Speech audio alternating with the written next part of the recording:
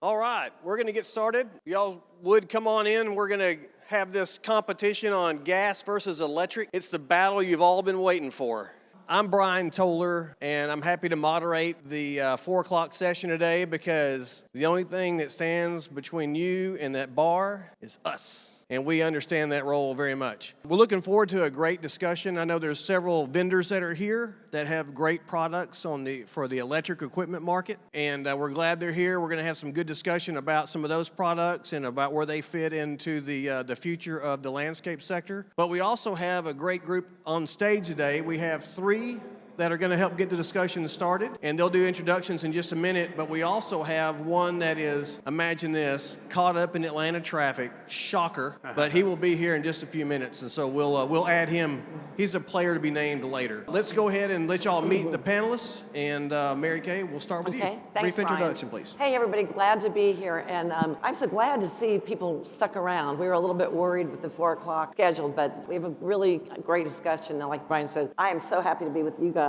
Great people to be with. I'm Mary Kay Woodworth, and I'm the Executive Director of the Georgia Urban Ag Council, which is our statewide association for the landscape, horticulture, and turfgrass industry in Georgia. Glad to be here as well. My name is Richard Ogawa. I'm an OPE dealer from California. As you know, a lot of legislation is being pushed out of California, and in the last 3 years ago, I started a new company called TOA Industries that really focused on battery, right, the conversion from gas to battery. And being an OPE dealer in the heart of California, and particularly the heart of Silicon Valley, we had a lot of our clients like Apple, Facebook, Google. They all told us 10 years ago, no gas products on our campuses. So we had to kind of deal with all these issues really early on. And because there was a lack of these solutions, we started TOA about 3 years ago. So I got a kind of really unique perspective from a dealership standpoint as well as a manufacturer. I'm Grayson Waldorf, and I'm the owner of Lawn Capital.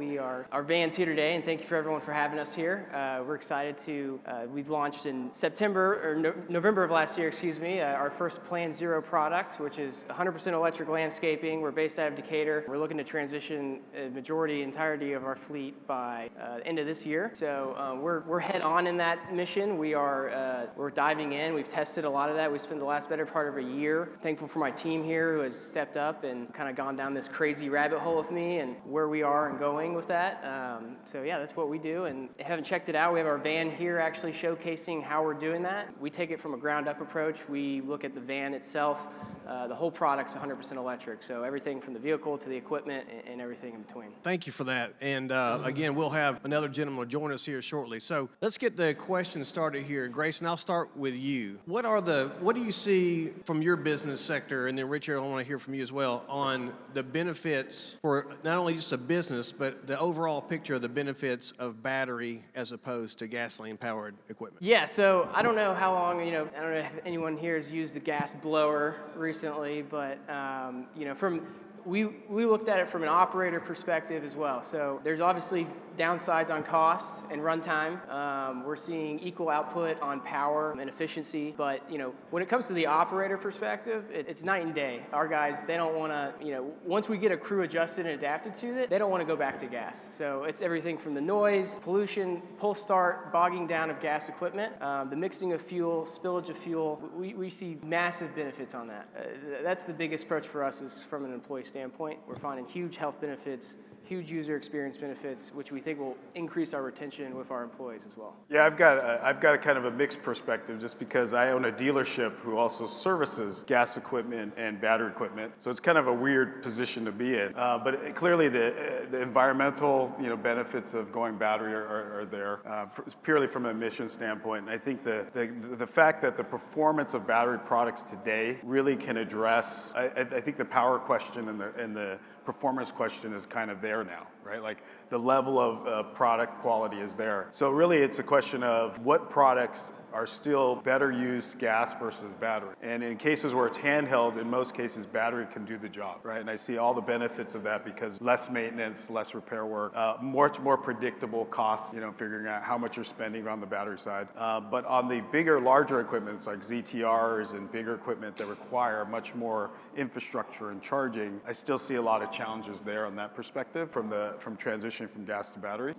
I think the biggest benefits are, again, ease of use, performance is there. there, and operating costs are significantly lower. Mary Kay, let me ask you, so from the perspective of the Georgia Urban Agriculture Council, you have member companies that use both battery and or electric. Yeah, absolutely. As a matter of fact, Grayson and Long Capital became a member of UAC yesterday. And, full disclosure, I contacted Grayson in January because I knew we were going to be on the panel together. We didn't know each other. I just wanted to see, meet him, talk to him, and find out more about his business, see where he was coming from. And selfishly, is he in this for the money? Is he in it for the environment? Is he in it for his employees? Whatever. And the answer to all four of those was yes, yes, yes, yes. And I walked away very, very impressed with what he's doing. There's a place as an association, and the way we look at it, for all companies are using all kinds of equipment, and we need to be open to that and encourage the use of what is appropriate for each individual business, depending on what kind of properties they're servicing and things like that. Which probably segues into where you're going with Senator Still here. It's a perfect segue. So joining us on the panel, thank you, Senator Still, for being here. I need to first clarify, Senator Still, Still, not Still the company. I wish. You wish. So Senator Sean Still is a member of the Georgia State Senate, member of the Georgia General Assembly, and was active in legislation that the Urban Ag Council worked on last year with regarding gasoline and battery-powered equipment for the landscape sector. So, Senator Still, if you would give us a brief introduction of yourself, and then we'll fold you into the conversation on the stage. Hey everybody. So I'm a local swimming pool contractor for my day job. I've got the largest pool contracting business in the state. We do over 1,000 shotcrete plaster pools a year as a sub. So we work for most of the major builders in the area. That pays the bills. And in my spare time, I got elected a couple of years ago to the Georgia General Assembly, and it's a 2-year term, so I'm re-elected hopefully this year, and keep going. So my friends, longtime friends, Mary Kay and Brian, conned me into carrying what was supposed to be a really easy bill to pass what's called a preemption bill to proactively prevent cities and counties from being able to not allow gas-powered equipment. And that was a fight much bigger, I think, than any of us thought it was going to be. It became about noise, it became about decibels, it became about mental health, it delved into personal property rights and everything in between. But at the end of the day, we found friends in some of the oddest places. We got support from folks that were on the coast of Georgia in the funeral home business because they felt that they didn't get the velocity out of electric blowers to be able to clean sidewalks before a funeral. We got support from the plumbing industry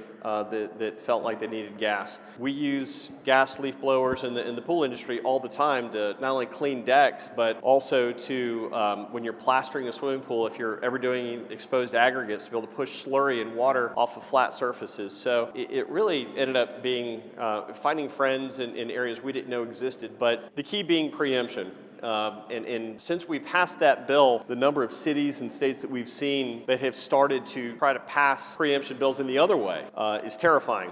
So we're really glad to be able to get that done for our state. The exemptions that we created in the bill to satisfy a few target audiences were if you have a school or a campus, a hospital where, maybe they want to say you can only use electric within the boundaries of that facility. But as far as a citywide ban or a countywide ban, we passed it out of the Senate, went to the House. There was a lot of back and forth. Y'all may have heard of like Christmas treeing a bill. This got all the Christmas tree ornaments on it.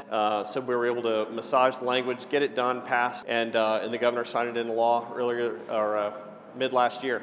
So at the end of the day, I can talk to anybody offline if y'all do have questions about it, but it was a fascinating process. And then the other side piece that we picked up to it was because we were gas-powered lawn equipment, we also saved gas-powered stoves. So the gas stove industry tacked on with us, and we sort of as a vehicle wrote it out together, and we saved both. So that was a heck of a first bill. And then it hasn't ended. So we passed it 11 months ago, signed into law about 9 months ago, and just today, being Valentine's Day, Senate Press, for lack of anything else to do today, made Valentine's cards mocking some of the legislators, and it was a picture of me, and it said, if you look at Georgia Senate Press's site, it says, "You blow me away," and it's me and a leaf blower. So I will forever be the leaf boy, which is actually I'm pretty proud of. Yeah, it was quite a battle, but you know the whole premise though is it wasn't to pit gasoline versus electric as much as it was to make sure that it was anything and everything, right? This protected all. And so Richard, I know you had made comments about when y'all were looking at the business, it was you had facilities that said, look, we're going to go all electric. They made that decision for themselves, right? So how was that transition, and what did you do to help provide those services and those products so they can make that change? Yeah, so I think it's the big challenge is when it's an all or nothing deal, right? So when you're going from gas equipment and then next thing the city or government or the customer says no more gas. So now you got to go 100% battery. So it's totally a different story if you're charging a dozen batteries. It's a complete different game if now you got 200. And it's a complete infrastructure challenge to charge all those batteries and manage all those batteries. And that's what we found out at all these corporate campuses is most of the landscape companies are being serviced by multiple landscape companies.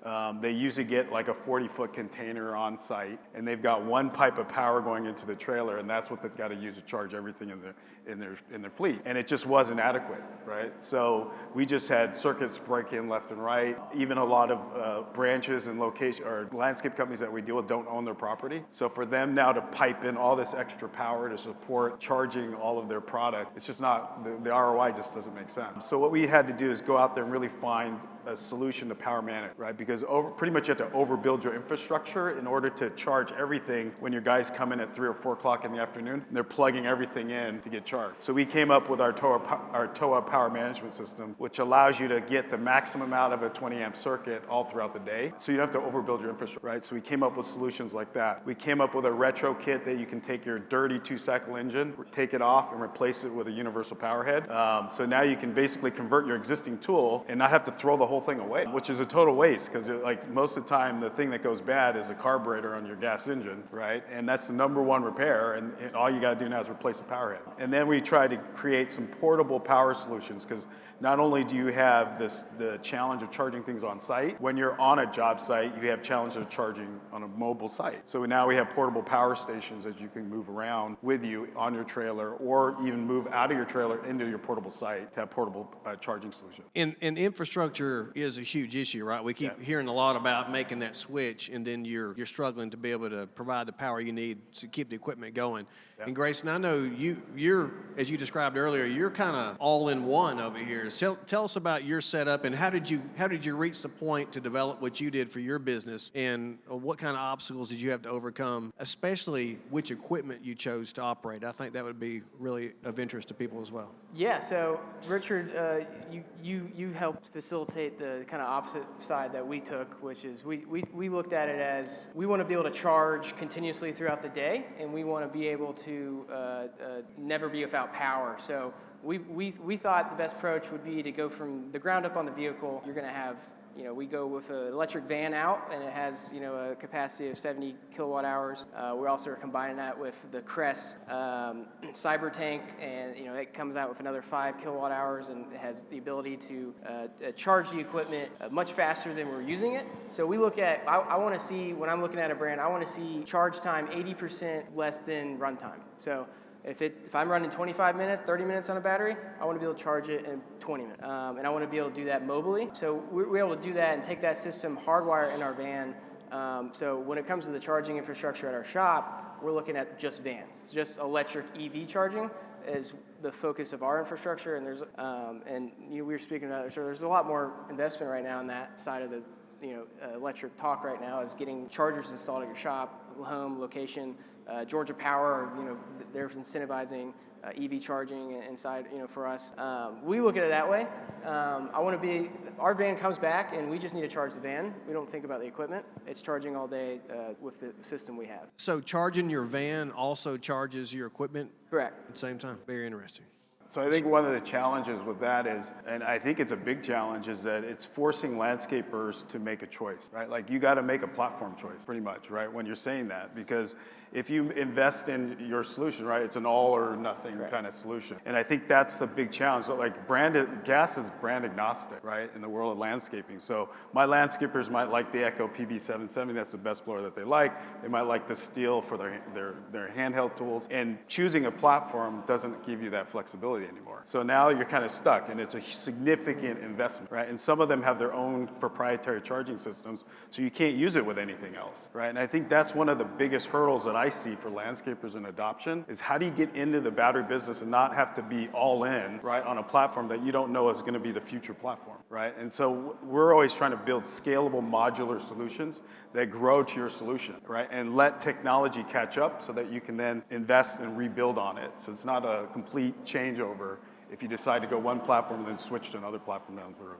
Yeah, I can imagine there's a lot of moving parts to keeping up with that level of technology because it seems like that technology changes very quickly. Exactly. And every brand's got different, qualities for each, to your point, you do have to go all in on a brand or, a platform, and you could, like anything in technology, the electric equipment is more, you should look at it more as technology, like your iPhone or something like that. It's going to evolve over generations, and a lot of this stuff's on Gen 1, and we're seeing it even on the vehicle side because we're investing in both of that. And Gen 1 could be way different than Gen 3, and it can be very costly to switch. So there's a lot of untested items on it too, and we see that. We don't know where the batteries will be in 5 years. Yeah. So that's an issue, but we want to invest in it, and we think it's the way to go. well, I know that Senator Steele dealt with a lot of these questions when he was carrying that legislation, and one of them was like the length of how long does a battery last, and about the changing technology. And Senator, do you want to mention some of those conversations? I wanted to push for nuclear. I thought that was going to be the better option for us ultimately to kind of minimize some of the pushback. He's kidding. A little bit. Not really. I mean, nuclear energy is what's powering the electric, so, indirectly, I guess we are, right? The arguments that you and I heard from citizens groups, from lobbyists, from, other legislators, there is not one set of data out there that is consistent. Variety on decibels, the variety on pollution. We heard one, actually, a professor from a local university here in Georgia say that 1 hour runtime on a gas power blower was the same as driving an F-150 from Georgia to California, and was quoted repeatedly in state media about that. So the amount of misinformation out there is really mind-boggling. I would say that at the end of the day, you got to find the right solution for your business. It's not up to local government or state government to ever have to dictate that. Probably the biggest hurdle, it wasn't the objections that we got from folks. The biggest hurdle I think that Mary Kay and Brian and I had was trying to convince other legislators to not let a very vocal minority of people that might complain about noise pollution.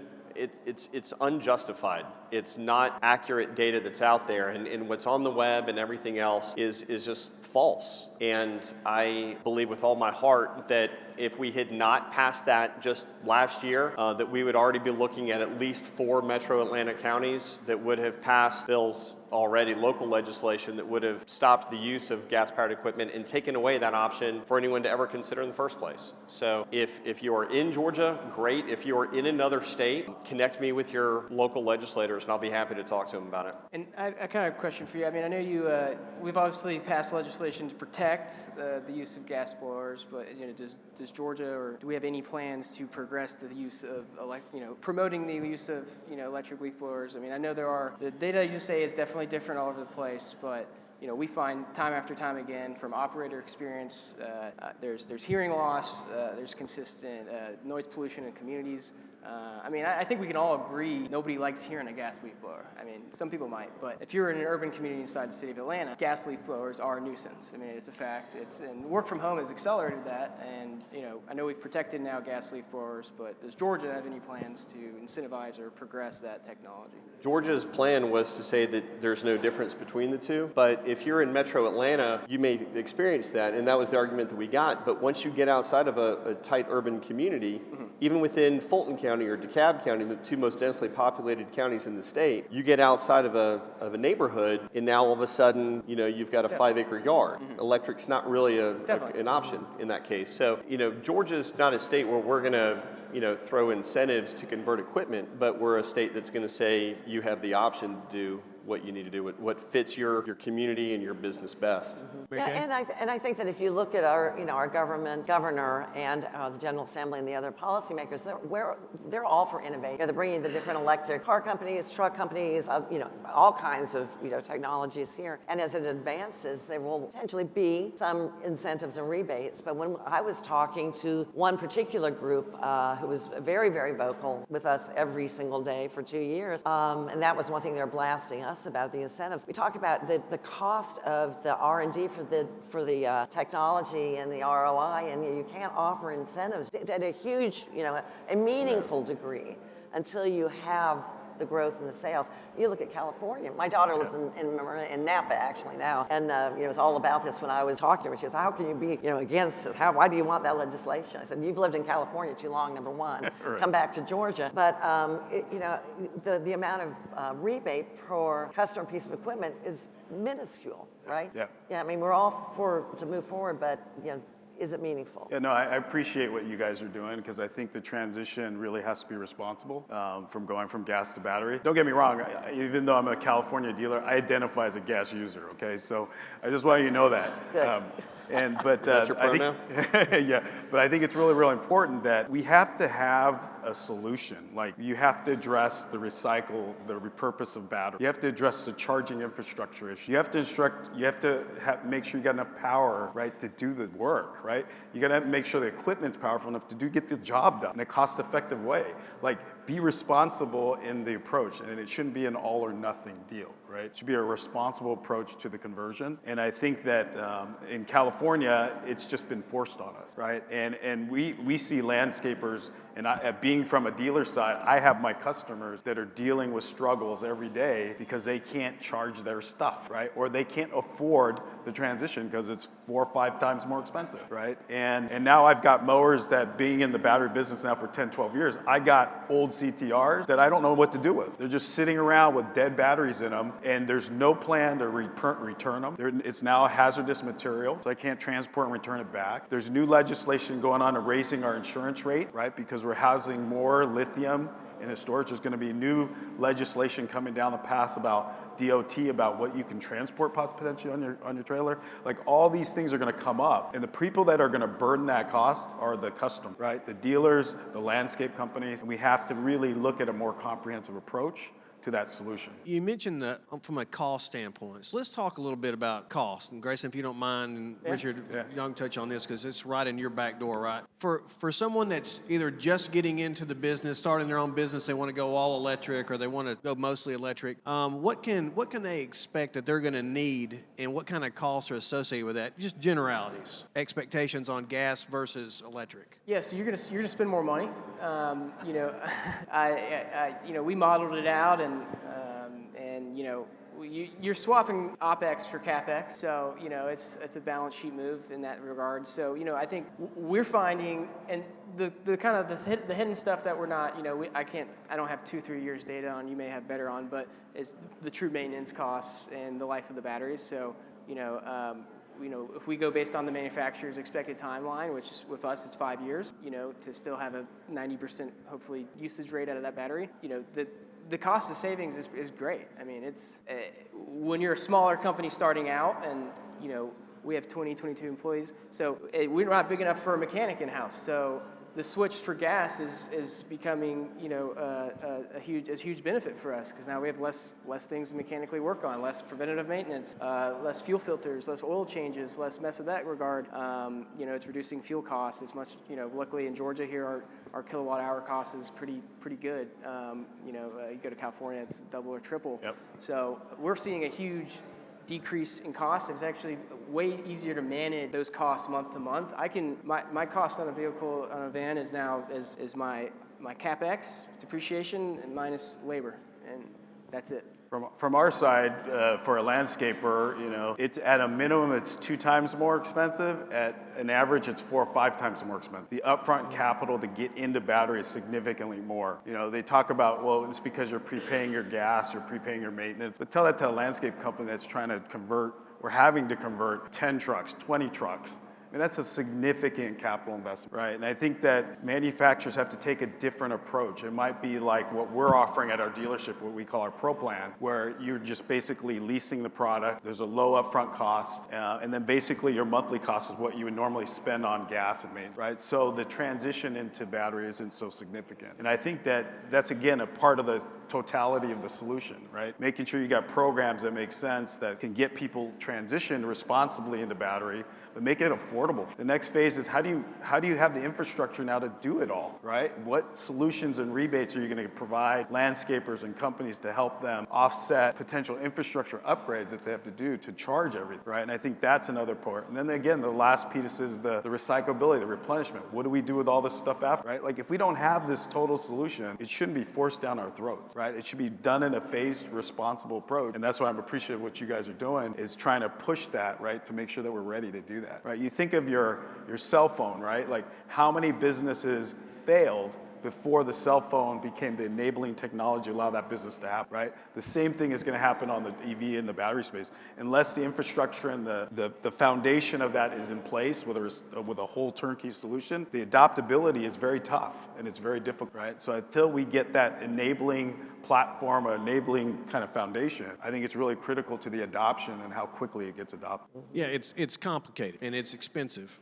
But there's value there, as Grayson's highlighted. So, audience participation moment. I love audience participation. How many of y'all are using all electric in your business, if that applies to your particular sector? How many all electric? How many are no electric? Anybody out there got a little bit of both? Yeah, you got the whole hodgepodge here. So, yeah, it's complicated. And I think that's what Mary Kay mentions, too, on the membership of the Urban Ag Council.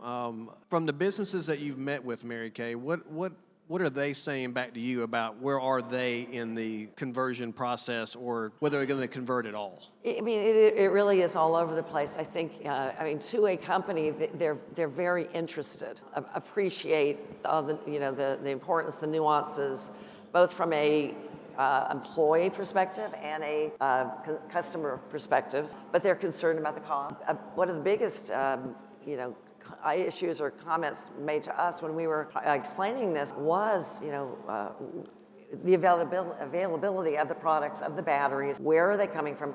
How do we get rid of them? Even above the cost at that point. And then it was just, why is the government telling us? Why should they be able to tell us how to run our businesses? I mean, we need a little regulation. Everybody knows that, I think. But this is taking choice away from the businesses. And Sean, Senator, we're on first base, and we text at night all the time. The three of us. It's scary.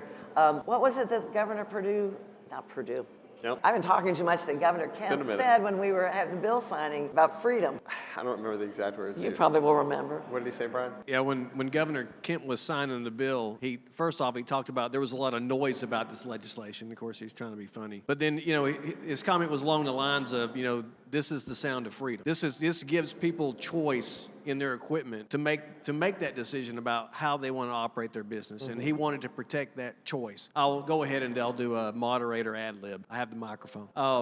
Georgia is one of and plans to be the largest EV, electric vehicle production state in the nation. But there's not anyone telling you have to give up your gasoline-powered vehicle and go buy an electric vehicle. And I think that's kind of the governor's message, and that's why this legislation resonated in Georgia, and maybe it'll resonate some other areas too. It's not about one over the other, it's about all the above. And I think that's a large part what the message was from Senator Steele driving this legislation, and why the governor was so supportive in signing into law. It was, and and the other risk too, and to your point about disposing of batteries, there are a couple of very significant 8-figure lawsuits happening in our state right now from fires as a result of improperly disposed of lithium batteries. They require a certain level of care, and they can be very dangerous if mishandled. So it is, you can say it's a capital expenditure or an operational expenditure, but it's going to drive up insurance costs. It's going to drive up operating costs in other areas. So, if you're in a tightly competitive market and lowest bidder gets the gig, you can't sell a premium and say, well, we're going to be a little bit quieter. It's going to differ, in Cater,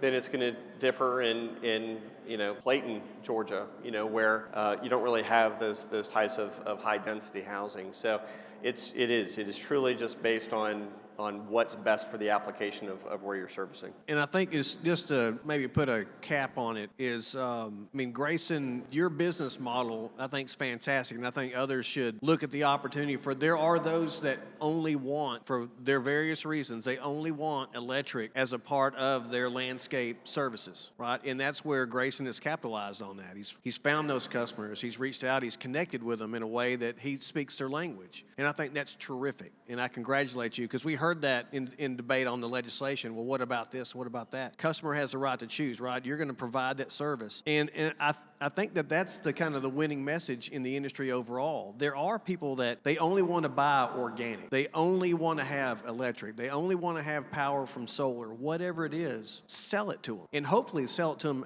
at a premium. That way you can make some money too. We want you to stay in business as well, right? So we're all in this, try to run a business, but also we are capitalists. I think that's been said a few times in this stage today. We are capitalists. So Grayson, you want to comment on kind of what your outreach efforts are in that regard? Yeah, I think it's important to know that the transition is tough and challenging, but I do think the future of operating it, and you'll see it from the employee perspective.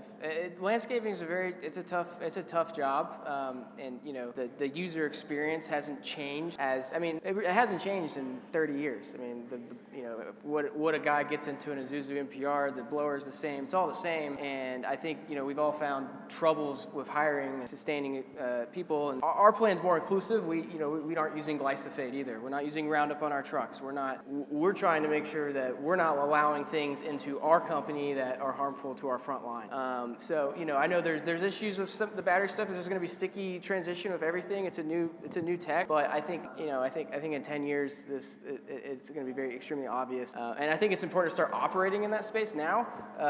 If you don't. Because there's a million ways to do it, whether you're charging overnight or how you're doing all that. I do think that's going to be the trend. There'll be differences, and there's different applications. It's not for everything. The electric's not for everything. It's not meant for large acreage maintenance. It's not. But the consumer's changing as well. And when I first met you a month ago, and I walked away from our hour getting to know each other over coffee, I said a few minutes ago I was impressed. You're a really great ambassador for this, and I want to make sure we get you. I already told you. I've already put you on the spot to get in front of our membership, to talk about it, to explain, to talk about how you've done it, what the way you've gone about it, and your decision-making process. Because it appears to me you're a very good businessman, and you're very articulate, and you believe in what you're doing.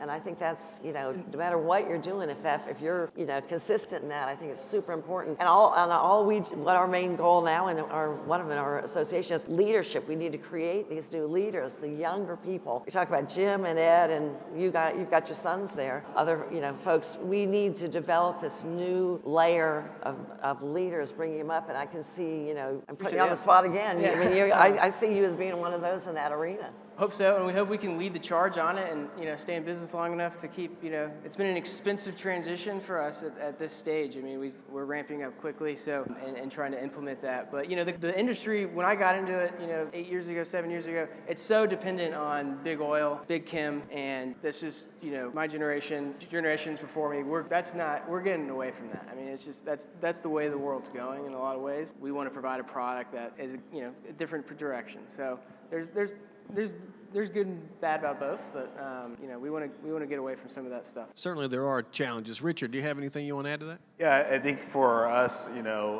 when we were very early on in the batteries, like 10, 12 years ago, and the argument that's always at the table is this will never replace my gas, right? It's like you hear that all the time, and you'll never win that argument. So my advice to you is it's not made to replace your gas. It's another tool in your toolbox, right? You're going to have customers that want you to start earlier but have it quieter, right? So you can carve yourself out and go after HOAs that really look for an all battery solution, right? And there's certain tools now that there's no reason you should have a gas tool, like a line trimmer or a hedge trimmer. Those are basic tools now that any gas product can outperform a gas performing product, right? So there's clearly advantages of battery products that fit into the landscaping model today. So just go into it. Don't fight it. Just adapt into it. Innovate your business to absorb some of that. It doesn't have to all necessarily be an all or nothing thing right now, right? And get into it, right? Get into it and ramp up to it, right? And I think that that'd be my best advice to you guys is don't run away from it thinking it's going to replace gas. Think of it as a new tool in your toolbox, and this will open up new potential customer opportunities for you. And Senator Steele, thank you for being a part of this panel, because at the end of the day, we're all dealing with challenges, whether it's local government or state government, as whether it's in California or a city of Decatur or those types of challenges. We appreciate the role that you play and the perspective you bring into that arena. Love for you to share your thoughts on maybe suggestions on how other states might take a look at this, regardless of whether they're leaning one way or the other. What recommendation would you give to our neighboring state? Not to quote Ben Franklin on this, but I think you've all probably seen the yellow Gadsden flag, the "Don't Tread on Me" flag. And we actually, on the day that we were presenting this bill, we made bright yellow lapel stickers that said "Don't tread on me" with a leaf blower instead of a snake on it. And it became like the most collectible item at the Capitol. People still ask me if I have any of those stickers. But the point being is that it is not the role of government to dictate for private industry how to operate. And if you are in a city or a state that thinks that it's their role to do that, then you've got to try to align yourself with elected officials that think that it should be you and the free market that dictates that. Because at the end of the day, if there are going to be rebates on electric or gas to electric conversion or anything like that, it's going to come from the manufacturers. It's not going to come from me. And I got news for you. Not a single manufacturer of blowers knows who I am or anybody up here. They don't know who we are. Well, they might know you, Richard, because you sell it. But the rest of us, they don't know. They have no idea who I am. I've never spoken to a single manufacturer about this. They don't care. The market will pivot to where the consumer demand is. So your consumers will drive that conversation to a degree, but until the performance is there and you're not having to do a multiple X conversion rate on it, I think that you've got to let your customers dictate that and make sure that your elected officials aren't informing you how to run your business, because when that happens, that's a scary place to be. Yeah, it's a complex issue, and it does involve government oversight in a lot of respects. We see that more and more every day. The Google machine will tell you how much interest there is on this issue, not only in the Southeast, but across the U.S. Okay, more audience participation real quick. Does anyone out here have a question? You got 4 great leaders up here that have been very active on this issue. Who wants to ask a pointed question that I have left out? So thank you very much. We all thank you. Has anybody developed a way to increase our prices or to sell that as a premium for electric equipment? I ask because we have not. Your question is the ability to sell it as a premium? Yeah, to say, hey, this is our level of service, this is our white glove that includes electric equipment. Can you charge more for that? Yeah, we charge more. I mean, we raise prices. We raise prices slightly on the model. We're going for more market penetration right now. So, but we're seeing a decrease in cost. So we're seeing higher margin on it in general. But pricing in landscaping is challenging in itself, and I know you've grown a large landscaping business there. So property by property, I mean, how you budget the time on it, and budgeted to real is, but yes, on a man-hour basis, we have raised our man-hour rate. We attempt to get a higher margin to fund the transition. But yes, we find it to be a higher margin service than our gas one. All right, we've got, again, you know who the panelists are. Take those questions offline. I think they're going to be serving drinks in 3 minutes and counting, hopefully. But thank you so much for being at the SYNKD event. We're proud to have this discussion today. And please, let's give this group right here a round of applause. Thank you. Good job. Thank you.